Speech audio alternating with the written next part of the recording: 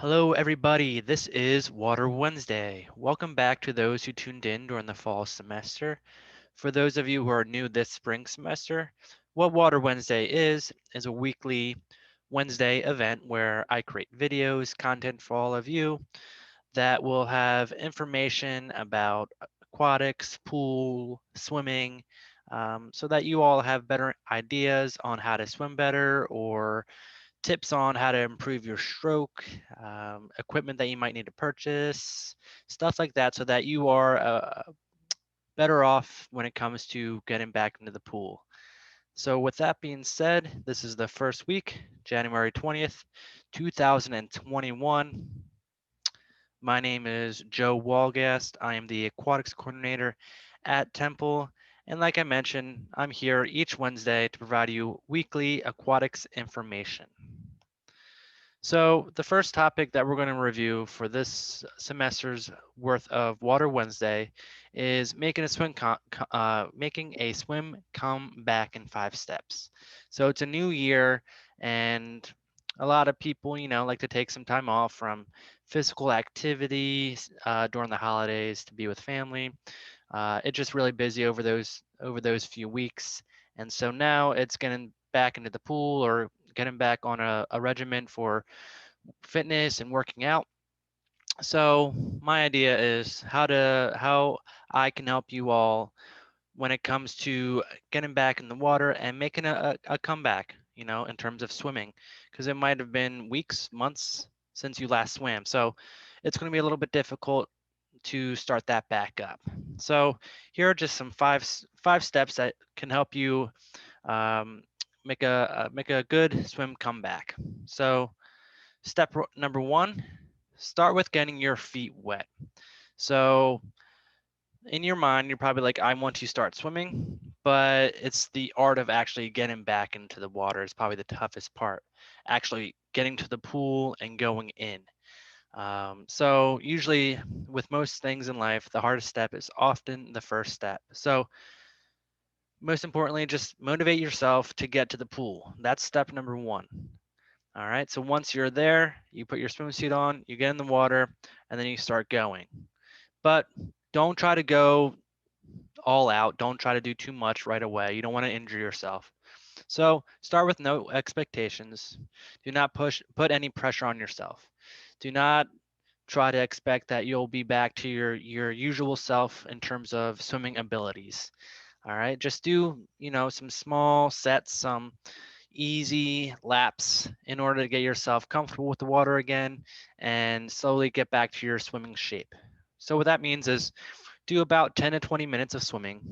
That way it gets your body used to being back in the water, your muscles used to the way that they're moving in the water.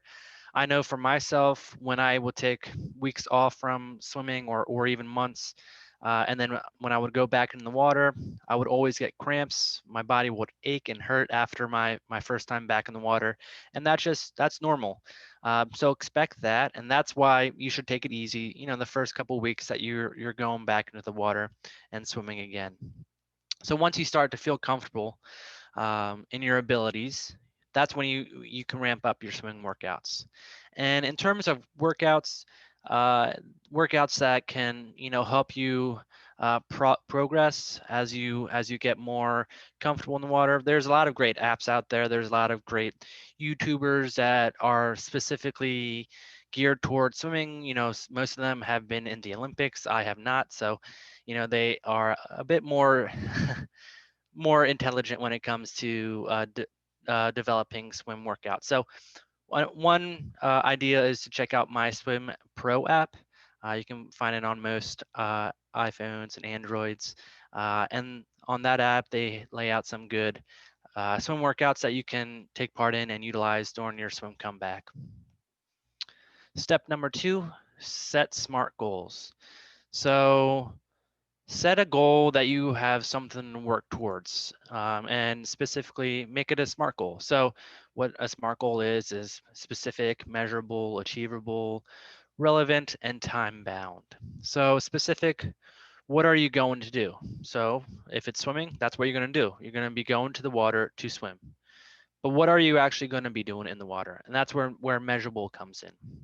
How much are you going to swim? Or the distance, or for that specific swim workout, how much are you going to swim? What is your goal for that workout? You also want to make sure it's achievable. You don't want to make it something that, if you're new to swimming, you don't want to make it on your first day of swimming, I want to swim 65 laps. That might be a little bit difficult if you are a new swimmer. So make sure it's something that you can achieve.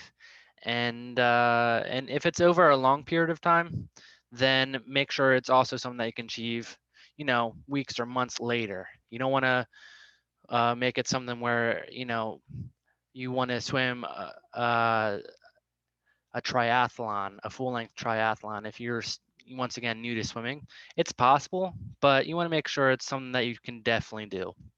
You want to make sure it's relevant. So it's relevant to you and what you want to achieve. So if it's swimming related, just make sure it's swimming related, and time bound. So when and how often will you swim? Where will you swim? Like stuff like that. You want to make sure that you set up a plan so that you can follow that plan and make sure you can conquer it over the next few days, weeks, and months. So, an established goal could help bring back that old fire and make you stay focused on getting your workouts in. So, that's another way of keeping you interested and motivated to continue to swim if you have a goal tied to your swim workouts. Some goals or examples that you can use, or that you might be using, are completing a race, a triathlon, swimming a certain distance, becoming better at a stroke, or weight loss. So, set up a smart goal so that it can help you on your way in your swim comeback. Number 3, follow a training plan. So as I mentioned 2 slides ago, there's a lot of great apps out there that you can utilize in terms of developing a swimming plan. So with that being said, swimming on your own can be pretty challenging. Especially if you're doing it day in and day out. Sometimes you lack that motivation to continue to keep going. Even if you are motivated though, doing the same workouts over and over again will make you plateau and potentially regress in your swimming ability. So um, make sure that before each practice, each time you swim, you have something laid out, you have something planned.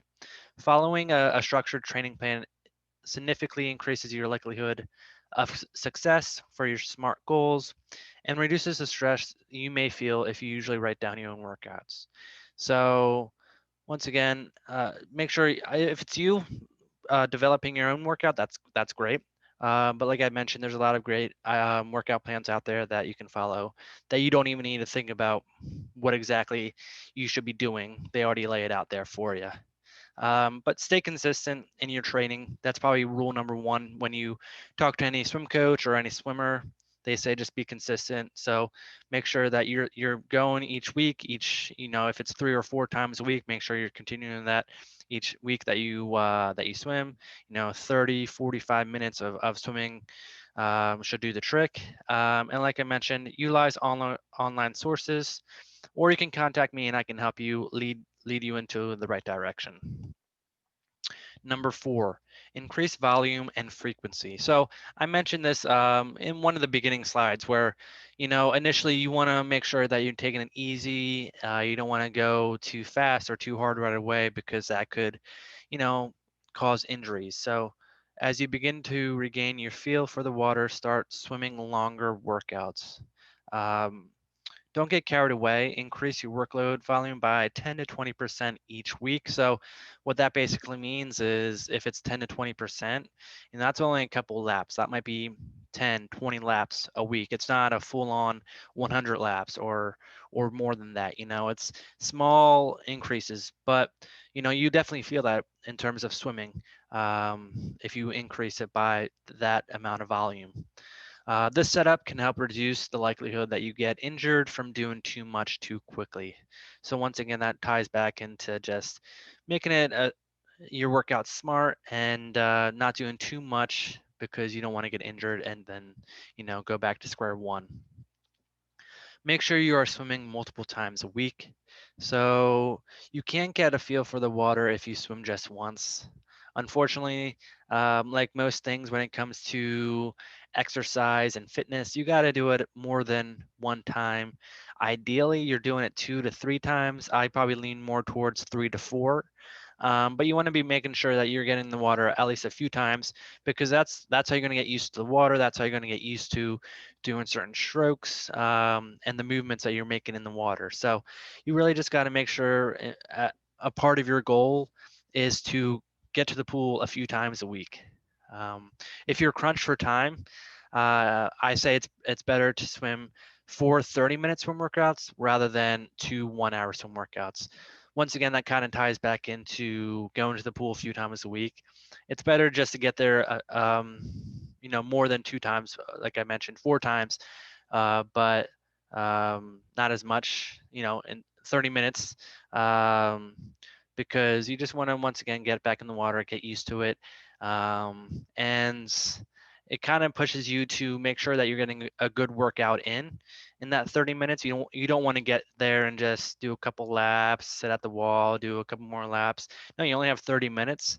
If you have an hour, that might be the problem, where you might swim a couple laps and then take a break. So in that 30 minutes, it forces you to make sure that you're getting a good workout in. And as much as you might dread swimming, you have to put the work in order to feel like you feel like the swimmer you once were. So, that ties right back into your goals. That ties right back into, your comeback. Like you definitely need to you definitely need to put in the work for you to become a better swimmer, to have a successful comeback. Otherwise, if you're only going once a week or only doing a few laps each time that you're there, you probably won't reach that goal that you have in mind. And last tip here is number 5, try something new. So you'll feel more excited to swim if you're challenging yourself to something new. And something new could be as simple as just going to a new pool or new body of water if it's summertime, swimming with friends, or finding a master swim team. You can try organizing your own swim group, with friends or people in your community.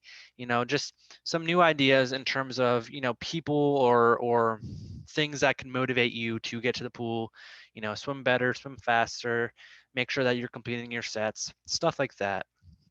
Now, if you can't, organize any type of group, then try switching up your workouts. So this could be simply incorporating more sprints into your workouts. If you're just simply doing laps on laps, maybe try, doing some sprint work. Or if you are used to doing sprint work, maybe you're incorporating longer distance into your swimming. So this could be, going from 30-minute workouts to 1 hour workouts. Switch up your stroke. So if you're, strictly just do freestyle, add in breaststroke, add in butterfly, add in backstroke, because you'll see definitely differences in how you move in the water when you utilize those strokes. It's different. You utilize different body parts and muscles, and definitely will keep things fresh in terms of your workouts. And maybe another idea could be just changing up the times that you swim. So if you're used to swimming in the morning, maybe try the afternoon or nighttime, or vice versa. And then last but not least, try using some swim equipment. They're very good in terms of focusing on a certain body part, and strengthening that body part that you're working on. So for example, a kickboard, if you're utilizing kickboard, you'll be kicking your feet, you'll be kicking your legs. So that really builds up the strength in your legs and makes them better in the long run if you are, a freestyle, backstroker, butterfly, stuff like that. So, try incorporating swim equipment as well. So those are just some 5 tips for you, that could help you with your swim comeback and make sure that you have a successful year back in the water.